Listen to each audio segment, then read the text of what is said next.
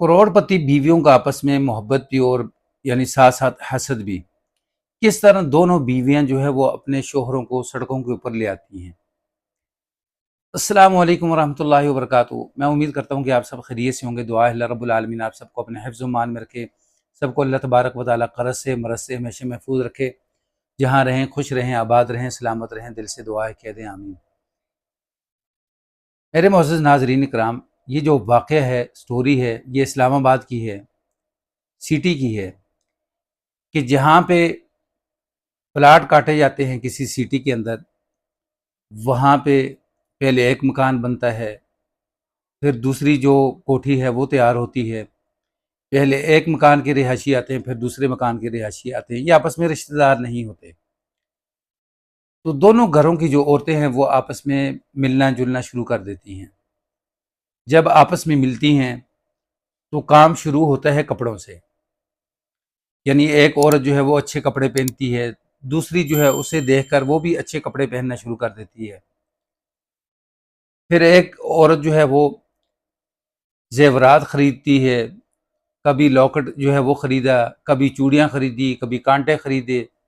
तो दूसरी जो है उसे देखकर वो भी वही काम करती है। दोनों में से एक जो है वो थोड़ी-सी तगड़ी होती है, दूसरी जो है वो नॉर्मल होती है, इतनी कोई ज़्यादा अमीर नहीं होती। फिर आहिस्ता-आहिस्ता मामला जो है वो घरों तक पहुँचता है। यानी एक औरत जो है पहले अपने घर को सेट करती है, तो फिर दूसरी जो है वो अपने घर को सेट करना शुरू कर देती है। फिर मामलात जो है वो आगे बढ़ना शुरू हो जाते हैं। यानी एक औरत जो है उसके घर का तो सारा फर्नीचर नया होता है, दूसरी जो है वो अपने घर का फर्नीचर तब्दील करती है, कुछ पैसे लगवाती है अपने शोहर से। तो जिसका नया फर्नीचर होता है ना, वो भी क्या करती है, वो भी अपने शोहर से सारे पैसे जो है वो फर्नीचर पे लगवा लेती है। फिर दोनों के जो शोहर हैं वो समझाते हैं अपनी अपनी बीवियों को कि ये हरकत जो है ये आपकी फजूल है, लेकिन ये औरतें बाज नहीं आती। फिर जो तगड़ी औरत है, मैं नाम जो है वो आर्जी तौर पे रख लेता हूँ कि एक का नाम है नायला। जो नायला है वो थोड़ी सी तगड़ी होती है, वो अपने घर के अंदर पार्टी रखती है जिसके अंदर तरह तरह के खाने होते हैं। तो दूसरी जो होती है उसकी सहेली लाइबा, वो भी जो है फिर इसी तरह यानी अपनी सहेली को देखकर अपने घर के अंदर पार्टी रखती है। शोहर समझाता है कि देखो अगर उसने ये कुछ किया है तो ज़रूरी नहीं हम सब कुछ वही करें, हम कुछ मुख्तलिफ कर लेते हैं, लेकिन बाज नहीं आती। फिर नायला जो है वो अपनी बच्ची को जो है किसी अच्छे स्कूल के अंदर जहाँ फीस जो है हाई किस्म की फीस है वहाँ डालती है। तो लाइबा जो है वो भी अपने शोहर को कहती है कि क्यों ना हम भी अपनी बच्ची को जो है वो यानी उसी स्कूल के अंदर डालें। शोहर ने कुछ बीमा पॉलिसी करवाई होती है, कुछ पैसे दिए होते हैं, वो बेचारा मजबूर होकर जब उसकी जेब जो है वो शार्ट हो जाती है, मजबूर होकर क्या करता है कि वो बीमा पॉलिसी वापस लेता है और वो पैसे जो है अपनी बच्ची की तालीम के ऊपर लगाना शुरू कर देता है। फिर एक दिन ऐसा होता है कि नायला जो है उसकी गाड़ियाँ जो हैं बड़ी-बड़ी गाड़ियाँ हैं, तो लाइबा के पास जो गाड़ियाँ होती हैं वो थोड़ी-सी नॉर्मल गाड़ी होती है। वो अपने शौहर को कहती है कि मैं जब लाइबा के साथ जाती हूँ तो वो बड़ी गाड़ी है, तो मैं अब छोटी गाड़ी के अंदर जाऊँगी तो ये तो मेरे लिए ना शर्मिंदगी की वजह बनेगी, नाक कट जाएगी। तो वो बेचारा जो है फिर कुछ पैसे दाएँ-बाएँ से पकड़ कर जो है वो यानी गाड़ी खरीदता है। फिर उसके बाद नाज़रीन क्या होता है, बच्चियाँ जो है वो जवान हो जाती हैं। तो जो लाइबा है उसकी बच्ची का रिश्ता आता है बाहर अमेरिका से। ज़ाहिर है दोनों की यानी उम्रों के अंदर इतना फ़र्क नहीं होता है। शादियों के अंदर भी कोई 1-2 साल का फ़र्क होता है। तकरीबन जब इनकी दोस्ती शुरू होती है उस वक़्त इनकी यानी एक की शादी को 10 साल हो चुके होते हैं, तकरीबन दूसरी को 11-12 साल।